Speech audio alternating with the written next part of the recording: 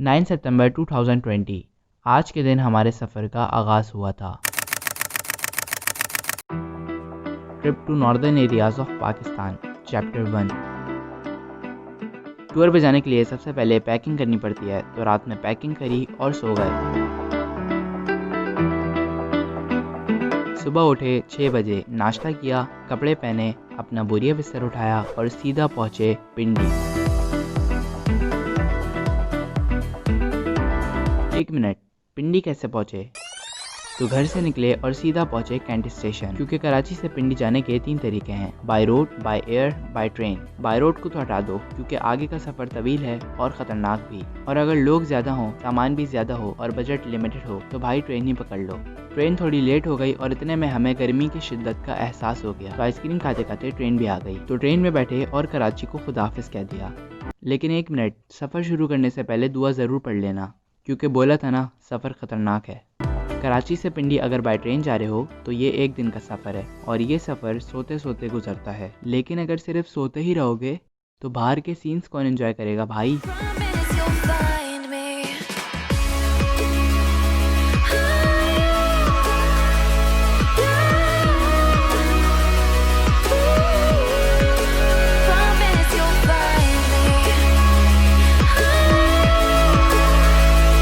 Train का सफ़र करते करते रात हो गई और इस तरह टूर की पहली रात हमारी ट्रेन में गुजरी। और सच बताऊं तो ट्रेन में नींद बहुत टाइट आती है।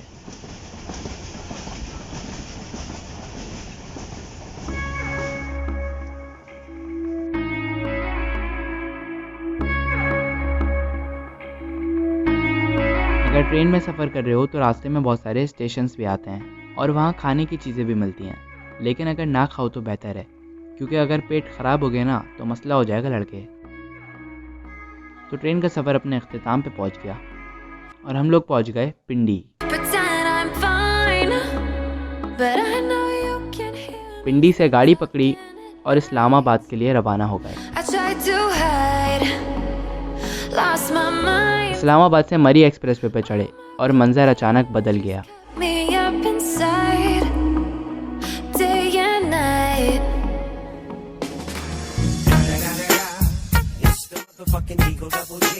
ये हैं हमारे ड्राइवर रियाज भाई। इनका स्वैग तो आप देख ही चुके हैं, लेकिन अब इनकी ड्राइविंग भी देख लें।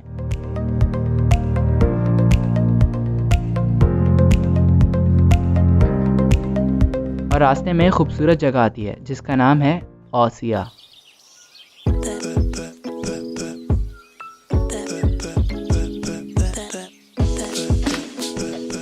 जहां हम लोगों ने कुछ फ़ोटोज़ खिंचवाई और ब्लैक ग्रेप्स खाए और सीधा पहुंचे मरी। लेकिन मरी पे हम लोग रुके नहीं, क्योंकि वक्त कम था और रात होने से पहले बालाकोट पहुंचना था। रास्ते में हमें भूख भी लग रही थी, क्योंकि सुबह से कुछ खाया नहीं था ना। कश्मीरी कढ़ाई एक बनवा देता हूँ, मिर्च वाली होती है ना? मिर्चों वाली होती है। स्पाइसी रखनी है? स्पाइसी होगी, सही है। इस रेस्टोरेंट का नाम कश्मीर माउंट व्यू है, और वाकई जैसा नाम वैसा ही मंजर।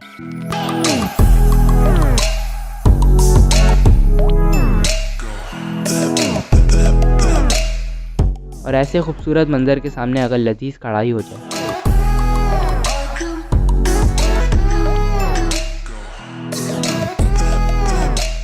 तो खाना खाया और सीधा निकले कश्मीर आबशार के लिए।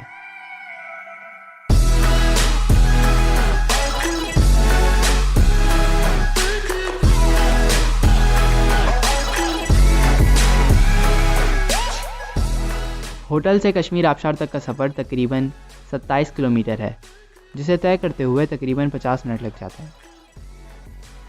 और रास्ते में आपको दरियाई नीलम के इंतहाई हसीन मंजर देखने को मिलते हैं।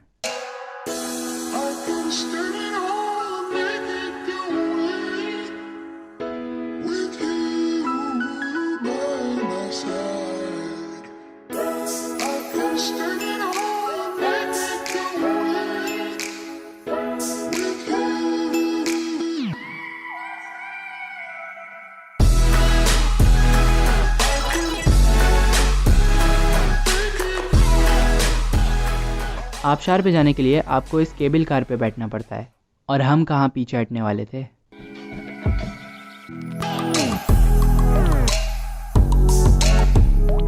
अगर यहाँ आए और स्पीड बोर्डिंग नहीं करी तो कश्मीर आबशार पे आने का फ़ायदा ही क्या हुआ भाई।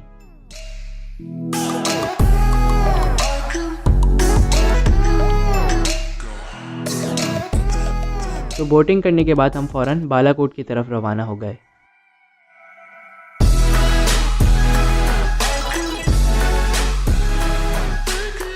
इस्लामाबाद से बालाकोट जाने के 2 रास्ते हैं, एक एबटाबाद मानसेरा की तरफ से और दूसरा मरी एक्सप्रेसवे जहां से हम आए हैं।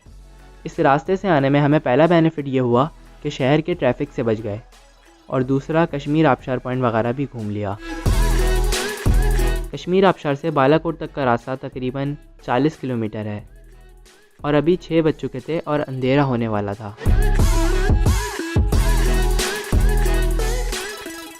और ख़तरनाक रास्ते के दौरान अंधेरा हो गया। किनारे पे गाड़ी थी और नीचे पूरा कश्मीर नज़र आ रहा था।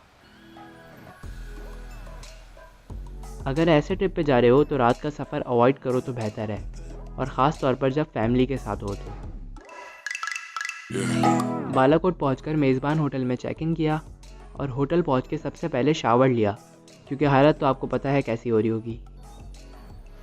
सीन ये है कि अभी हम लोग आए हैं बालाकोट में स्टे करेंगे। आज रात हमारा बालाकोट में स्टे होगा। हैं क्या बोल रहे हो भाई। खैर इस लड़के की बातों को इग्नोर करना, क्योंकि उस वक्त इसको नींद आ रही थी। अभी आ रही है बहुत नींद और भूख भी लग रही है, तो कुछ लेकर आता हूँ फिर उसके पास सो जाऊँगा।